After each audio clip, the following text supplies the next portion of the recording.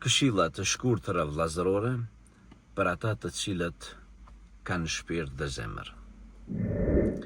Miq të dashur, të gjithë ne kemi nevojë për këshilla ndaj njëri tjetrit dhe më mirë të thuam, të gjithë ne kemi nevojë që t'i rikthehemi nganjëherë zemrës tonë dhe shpirtit tonë. Nëse mendoni ju që ata të cilët janë në mediat sociale shumë prezent nuk kanë nevojë, por vetëm popullata e përgjithshme, kjo është gabim i madh, nga sa ata kanë më shumë nevojë se sa vetë popullata e përgjithshme.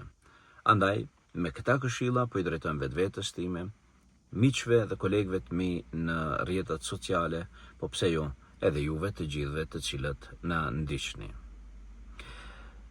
Nëse ke breng në shpirtin tënd, atëherë bën dua shumë.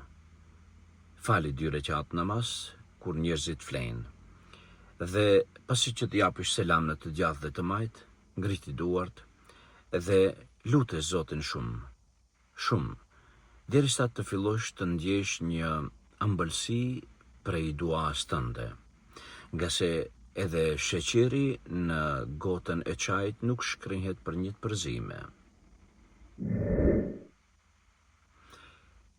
Nëse ke një jetë të vështirë dhe gjithmonë po vështirësohet e më shumë, atëherë shto fjalën la haula wala quwata illa billah.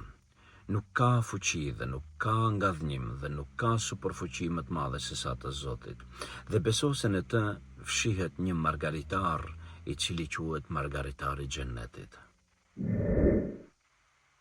Nëse dëshiron që në shtëpinë tënde të shtohet bereqeti, shto salatin mbi pejgamberin e Allahut alayhi salatu wassalam dhe thuaj Allahumma salli ala Muhammad wa ala ali Muhammad.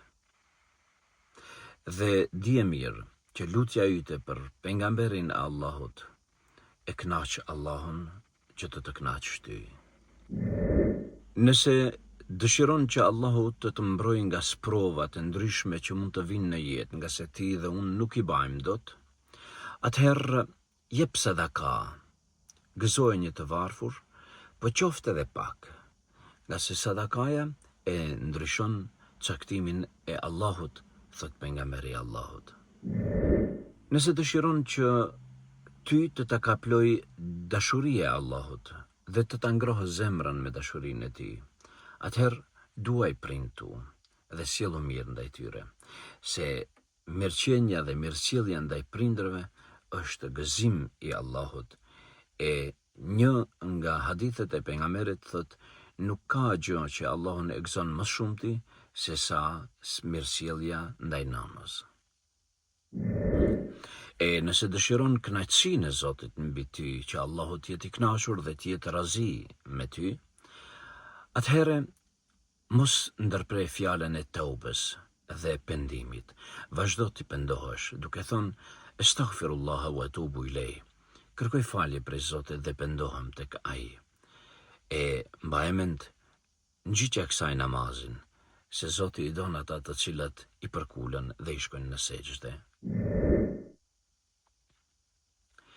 E nëse një ditë prej ditëve do të vdesim të gjithë dhe duam që të përfundojmë me një përfundim të mirë, dhe duam që fjalët tona të fundit janë të mira, atëherë shto në jetën tënde la ilaha illallah, Muhammedur Rasulullah.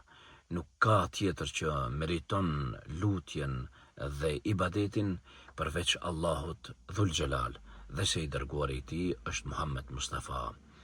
E dhënë Zoti që këto fjalë të jenë edhe të fundit në jetën tënde. Praktikoj këto fjalë, shpërndaj të tjerëve, bëhu pjesë e sevapit, nga se pejgamberi Allahut ka thënë, ai i cili tregon një hajër është sikur ai i cili e vepron një hajër. Allahu aleh coft dhe shumë selame për ju.